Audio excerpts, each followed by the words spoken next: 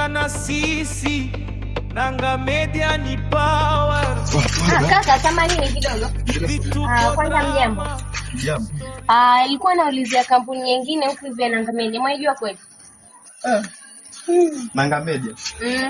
Wewe unafanya nini hiyo? Njoo basi ukae hapa basi wewe ungetimbani. Mimi hata sitaki kukaa na waiwai, nataka niende hiyo meeting. Sawa basi sogea karibu basi tueleze vizuri hiyo meeting, uenda meeting gani, hiyo kampuni iko wapi, tueleze. Tukuelewe basi tukusaidie. Mimi ndio nataka mniambie hiyo kampuni penye iko, manake nimedirectiwa na sijui penye iko. Sasa nataka kufanya nini? Nataka kufanya nini? Naenda meeting. Uenda meeting? Una chakula? Mambo kula. Chakula kiko lakini mimi na hiyo mkutano sitaki nikose huko. Unajua ni muhimu. Wewe una muhimu kwa kuact. Niambie tu. Ngoja una ngapi pia? Una act. Na act. Una act. Sawa kama una act. Una pesa ngapi? Una pesa ngapi? Una pesa ngapi? Pesa. Yaani pia kudirect mtu na mdomo pia mwataka pesa. Una njaa. Hebu Baraka fanya muelezee Baraka muelezee. Nataka sema utamweka hapa. Ona ile nyumba pale. Kule nyuma. Alafu huko mbele. Na huku kando.